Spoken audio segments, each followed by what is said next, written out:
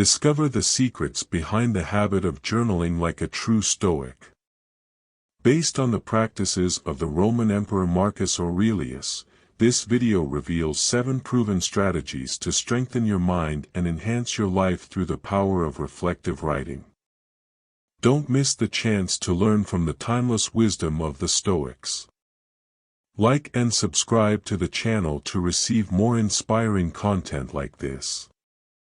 In the year 170, at night, in his tent on the front lines of the war in Germania, Marcus Aurelius, the Emperor of Rome, sat down to write. Perhaps it was before dawn at his palace in the city, or perhaps he stole a few seconds to himself during the games, ignoring the carnage on the floor of the Colosseum below. The exact location is not important. What matters is that this man, known today as the last of the 5 good emperors, sat down with the journal to write, not for an audience or for publication, but to himself, by himself. Then, as now, people wondered, how did Marcus Aurelius become Marcus Aurelius? How did he avoid being corrupted by power and broken by stress?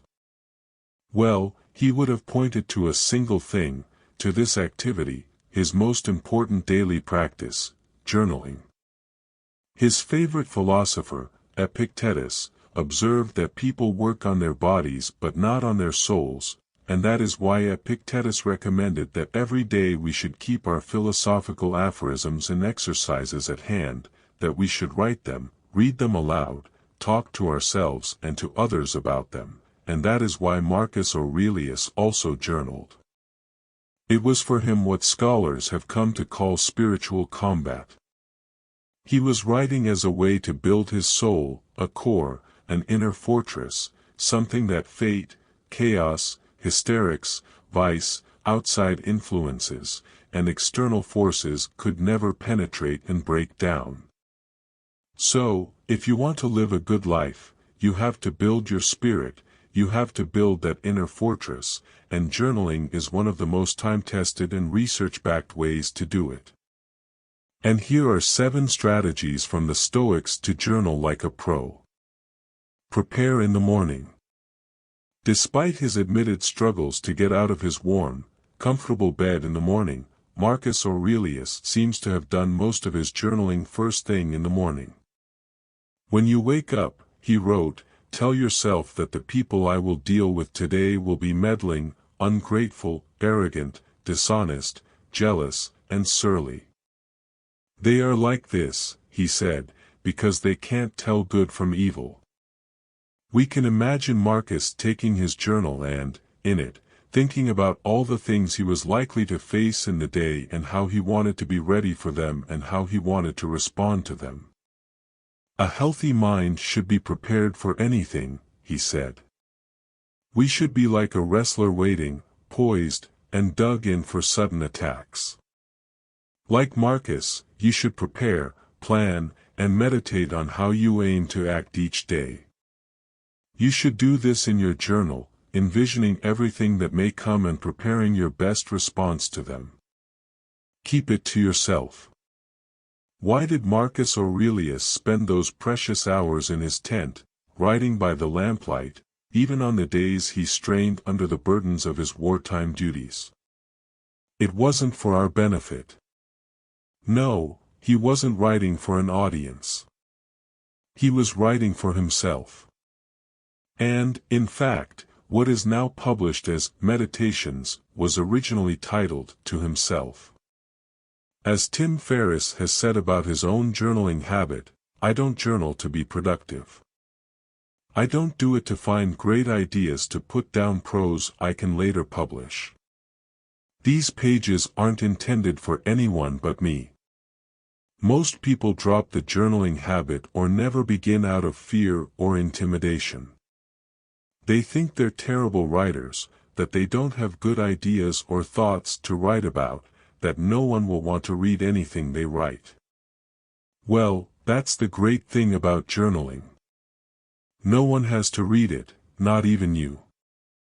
One translator calls Meditations a self-help book in the most literal sense, and that's what journaling is. It's self-help, help for you, for yourself. Repeat the most important things. It's hard to miss the repetitions in Marcus Aurelius's writing. In fact, it's a common criticism that meditations is too repetitive. But this misses the point. It's supposed to be repetitive. He was reminding himself of the most important things, stuff like remember your mortality, not to live as if you had endless years ahead of you, he writes. Death overshadows you while you're alive and able. Be good, you could leave life right now, he says. Let that determine what you do and say and think. He talks about remembering our duty to the common good, undertake nothing for any reason but the common good, he says, thought and action resulting in the common good, what you were born to do, he says. Have I done something for the common good? Then I share in the benefits. Remember to keep returning to philosophy, he says, not to think of philosophy as your instructor, but as a soothing ointment. Philosophy, he says, rest in its embrace. No role is so well suited to philosophy, he says, as the one you happen to be in right now. Remember, you can get through this, that's what he's reminding himself. If it's humanly possible, he says, you can do it too. Ask why can't I endure this, you'll be embarrassed by the answer, he says. The impediment to action advances, action which stands in the way becomes the way. The act of sitting down and journaling, writing and rewriting about ideas from the earlier Stoics, this was a meditative experience for Marcus. It was almost like prayer, reframing the wisdom over and over and over again until it became muscle memory, and then that muscle memory could be translated into works. Marcus would have agreed with Aristotle that we are what we repeatedly do. He said, the things you think about determine the quality of your mind, your soul takes on the color of your thoughts, and so too your life takes on the color of what you write about in your journal. Take it out on the page. Like us, Marcus would have had plenty of things to be stressed and angry about.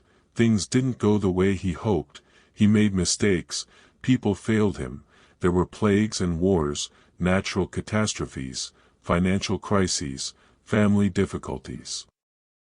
It would have been almost daily that Marcus dealt with one problem or another, and yet it's nearly impossible to find an account of him losing his temper, let alone letting stress overwhelm him. This makes sense. A study by Cambridge University found that journaling when stressed results in improvements in both physical and psychological health. And why should we feel anger at the world, Marcus wrote in his journal, as if the world would notice. And he said, when frustrated with someone's behavior, we should turn around and ask, when you have acted like that? We all carry destructive thoughts, but we should remember, as Anne Frank said, that paper is more patient than people. We should put our angry thoughts down on the page, leave them there, rather than projecting them or hurting others with them. Copy down your favorite quotes. The Roman writer and philosopher Seneca said it brilliantly, we should hunt out the helpful pieces of teachings and the spirited and noble-minded sayings which are capable of immediate practical application, not far-fetched or archaic expressions or extravagant metaphors and figures of speech. We should learn them so that words become works. Page after page, we see quotes of interesting things Marcus Aurelius read or heard or observed. That quote about feeling angry at the world came from the 5th century playwright Euripides, whom he quotes half a dozen times in Meditations. He quotes comedies and tragedies. He quotes the teachings of Epictetus. He quotes Sophocles. He quotes philosophers like Heraclitus, Socrates, Democritus, Epicurus, and Plato. He quotes poets Empedocles, Pindar, and menander. Marcus talked about going straight to the seat of intelligence. He said that was where he liked to go when he needed encouragement, and that was what his journal was made to record and remember. Ask yourself hard questions. On nearly every page, we see Marcus questioning himself, the actions he takes, the choices he makes, the path he's on. Why am I here? How should I live my life? How to ensure what I do is right? How can I prepare for and shield myself against the stresses and pressures of everyday life? How should I deal with pain and misfortune? How can I live with the knowledge that one day I will die? Am I afraid of death because I won't be able to do what I'm doing now anymore? What good is it to be remembered after death if it doesn't harm my character? How can it harm me? When have I messed up like this person? Why can't I endure this or that? Why did I say or do this or that? Most of what we say and do isn't essential, Marcus writes. If you can eliminate it, you'll have more time and more tranquility. Ask yourself at every moment, is this necessary? Most of what we do isn't essential, most of it is instinctual or has been imposed on us by someone else, most of it isn't really working for us. We can be better and happier if we change, and that starts by asking ourselves the hard questions in our journal every day. Review at night. The best way to improve is to review every night. The Stoics believed you should examine your day and your actions. As Seneca put it, when the light has been removed and my wife is silent, aware of this habit of mine which is now mine, I examine my entire day and go back over what I did and said, hiding nothing from myself, passing nothing by. Ask yourself, did I follow my plans for the day? Was I prepared enough? What could I have done better? What did I learn today that will help me tomorrow? About 2,000 years after Marcus made it a habit, a study conducted by Harvard Business Review found that participants who journaled at the end of each day had a 25% increase in performance compared to the control group that did not journal. As the researchers conclude, our results reveal that reflection is a powerful mechanism behind learning, confirming the words of the American philosopher John Dewey, "We do not learn from experience, we learn by reflecting on experience." This is what greatness requires: self-awareness, self-reflection. Journaling is especially suited for doing this. Marcus knew it and proved it. So, what are you waiting for? Start journaling. And who knows, maybe by writing exclusively for and to yourself, you'll accidentally produce something that survives and teaches and helps people for centuries to come. As Bran Blanchard writes about Marcus Aurelius, few now care about the marches and countermarches of Roman commanders. What the centuries have clung to is a notebook of thoughts from a man whose actual life was largely unknown, who cast into the midnight shadows not the events of the day or the plans of tomorrow, but something of much more lasting interest, the ideals and aspirations that a rare spirit lived. And so it will be for you. Start now today. And if you're looking for a journal, and obviously here we recommend the Daily Stoic Journal, which is a journal we designed based on the Stoic practice of journaling. It helps you prepare for the day ahead, set your intention for the day, and at the end, helps you review that day to ensure you're facing your philosophical journey like Marcus Aurelius, like Seneca did, like Epictetus did. It has nearly 20,000 words of meditations and Stoic wisdom inside. Hundreds of thousands of people from all over the world have benefited from this journal. You can check it out at dailystoic.com/journal. Hey, thanks for watching the Daily Stoic. If you want to learn more about Stoicism, you can check out some of our other videos here.